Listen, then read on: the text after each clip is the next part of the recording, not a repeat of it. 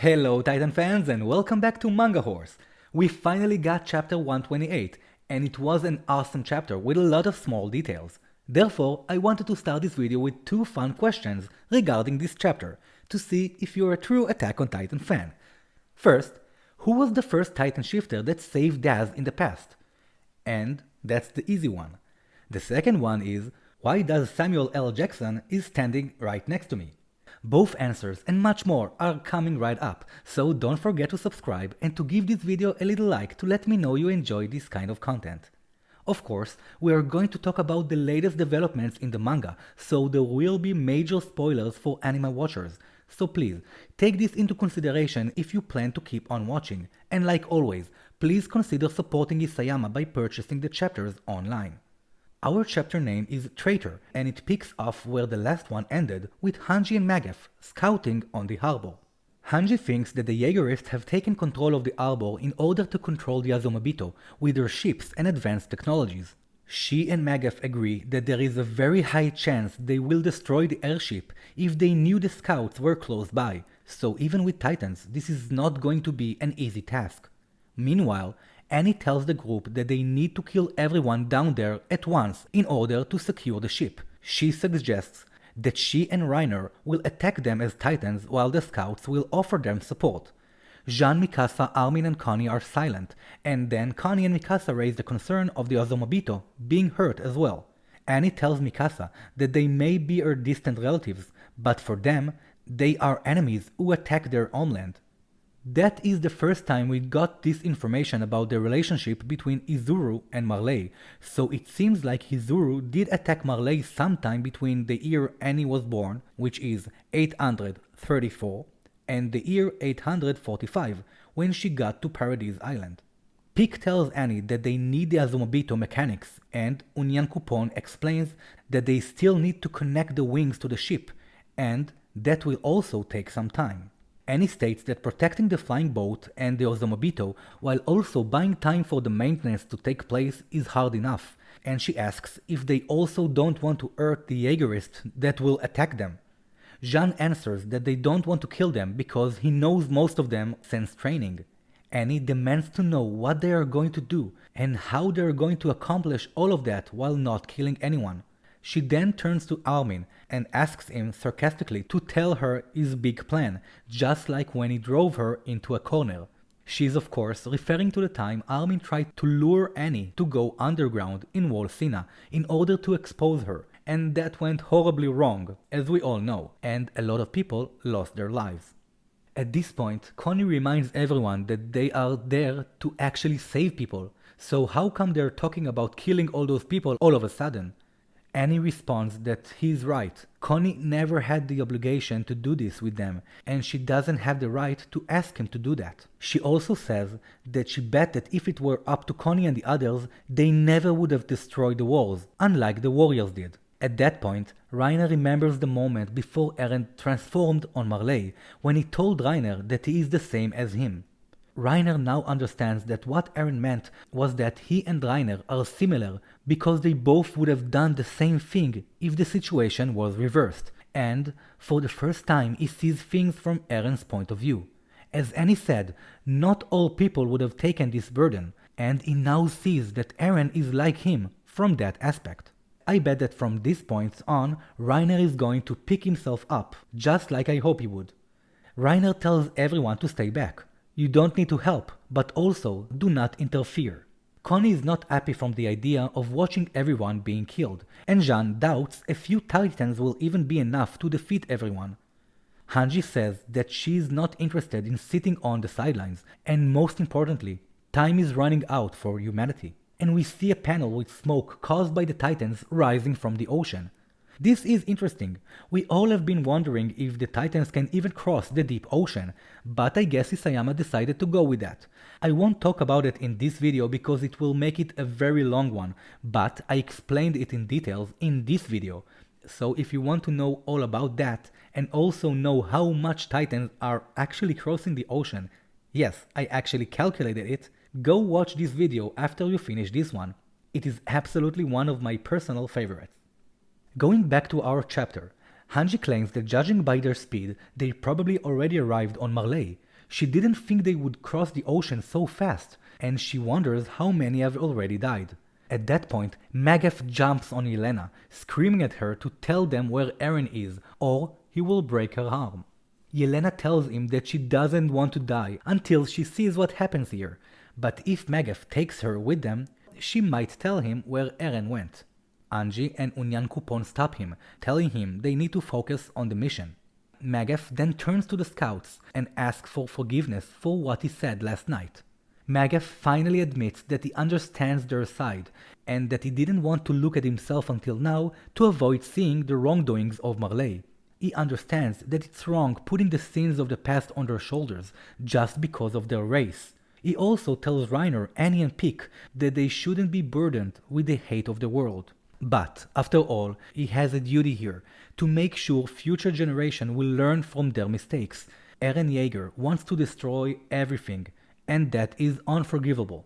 And for that, he asks them, just for now, to ignore what he must do. But Armin refuses. He says they are all getting their hands dirty, together. From there we go straight to Flock and the Jaegerist guarding Kiyomi and her people. Flock is watching the Titans. He is sure this is the biggest change history has ever seen, and he tells Kiyomi that Izuru is next to be destroyed, and now she only needs to contribute to this island. We can see two of the engineers dead on the ground, and Flock tells Kiyomi that if she doesn't want to lose more men, she should tell them to follow orders. Kiyomi tells him that he is happy for nothing. This plan will only make the world smaller, but the killing will continue as always. By the way, I absolutely agree with Kiyomi on that point, as we can clearly see different sides already forming on this island. Flock points his gun to her head and warns her that she needs to know her place. They don't need Hizuru and all of their technology, and if they will understand that this technology is too good for the likes of them, he will not have any problem killing Kiyomi. Now, I don't know if Flock was being sarcastic, but when he used the words too good for the likes of us, it almost seems like he sees Eldians as inferior to others. Also, it is pretty clear he is not interested in any advanced technology. At that point, we hear Armin call Flock. It seems that Armin and the scouts' plan was to make Flock and everyone else believe that they are chasing the cart and the armored titans, and to make Flock command the soldiers to let the Azumabito engineers start working on the flying boat. Armin also adds that Jean and Unyankopon are now dead, so they need to hurry. Connie sees the boat on the dock, and they yell to Flock to bring out the engineers. Connie and Armin get to the boat only to be stopped by Daz and Samuel on the dock. Here are some fun facts about Daz. Even if you don't remember him, Daz has been in lots of scenes in the anime, and even more in the manga. You most likely know him best from this episode in the snow, when Historia and Ymir try to save one of the soldiers. Well, that was Daz, and of course, Ymir was the Titan shifter who saved his life. Also, the first one who stopped Daz from killing himself was Marco, and each time we got to meet him, he was in some kind of distress, about to die or about to make some sort of mistake, and this chapter is no exception. And now a fun fact about Samuel. Samuel also had plenty of scenes in the anime, as well as in Attack on Titan Junior High. But the most fun fact about him is his full name, which is Samuel Link Jackson, which makes him Samuel L. Jackson. Now feel free to Google it, it's a fun Attack on Titan Easter egg that I thought you might enjoy. Going back to the docks, Samuel and Daz stop Connie and Armin from coming near the ship. It seems the Jaegerists have secured the ship with explosives, and the trigger is right on the docks. They explain to Armin and Connie that they suspect they will try to use the flying boat to stop Eren. While they're trying to convince them that they will never do such a thing, we see Daz going towards the trigger, saying he also has a feeling they are trying to stop Eren. I want to point out something that we see here and also with Flock before. It seems that the Jaegerists are not really interested in progress, technology or anything from the new world, and it seems that they really want to leave this island in its current state. What happens next is a little bit confusing, to be honest. It looks like Daz tried to blow up the ship, but it didn't work. In the non-official version we see the line, "I removed the detonator," with a question mark, But in the official release it says, "We took the explosive off," without a question mark, which is confusing because why would the Jaegerists take them off? And who actually said that? Also, in the official release we get a sploosh sound, like there is something in the water. Anyway, that's a confusing scene, and after reading both versions I really can't say for sure who tampered with the wires. Armin thinks that all there is left is for Flock to hand over their Zomabito engineers, and maybe they can all escape without unnecessary bloodshed. Meanwhile, Flock suspects Armin. Armin told him that the enemy are going south, and for that the train would be much better. That shows us that Flock is not stupid at all, so to make sure they are not trying to fool him, he tries to shoot one of Kiyomi's men. Next, we see Kiyomi jumps on him, pinning him to the ground. Everyone outside hear the gunshots, and Flock tells his men to kill Kiyomi. Here we get the best panels of this chapter when Mikasa smashes through the window and absolutely breaks apart the guards. This reminds me so much of the time she did the same to save Jean and Armin in the warehouse. Slippery Flock managed to shoot himself out of the window and informs everyone that they are being attacked. Mikasa tells everyone to go down, and they manage to avoid a massive Thunder Spear attack. They run down, meeting up with Anji, Jean and Magath, who kills 3 more guards. We go back to the docks and we see Daz trying to fix the wires to the detonator. Armin tries to talk to him, and then Samuel shoots Armin in front of Connie. I was sure we were going to see a Titan transformation right here, but I'm happy Armin was able to control it this time. While Armin is still on the ground, Samuel tells Daz to blow up the ship. He tells Connie that he betrayed them, even though all they talked about in the past. And we see a little flashback of Sasha when she stole meat from the officers for all of her friends. That was in the year 850, a moment before the Colossal Titan appeared for the second time. Back to the others, Flock realizes that Mikasa and the others are running to the basement, and there must be a reason for that. And in that exact moment, we see Reiner and Annie transforming in the air, and in the background, Connie manages to surprise attack Samuel. Levi, Yelena and the others are watching from a distance. Yelena tells Levi that violence is something that you can never take from humanity, and we see Levi looking really upset. Going back to Connie fighting Samuel on the ground. Suddenly Armin, who is of course alive, jumps on Daz, and Daz points a gun to his head. Samuel yells to Daz to blow the ship, and yells at Connie that he is a traitor and he thought they were on the same side.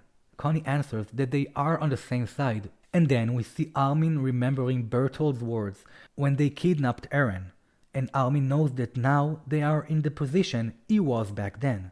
And this is the point of this whole chapter in my opinion, how Reiner and Berthold were once considered as traitors, and how the scouts are now at the same position. And Armin understands that everyone is doing what he thinks to be the right thing to do, just like back then. And with that, Connie grabs the gun from Samuel and shoots Daz in the head, making Daz to officially be the most useless soldier in the Attack on Titan universe. He then points the gun at Samuel and shoots him in the face. And that is the end of Attack on Titan Samuel L. Jackson, and also the end of our chapter. So what did you think about this chapter?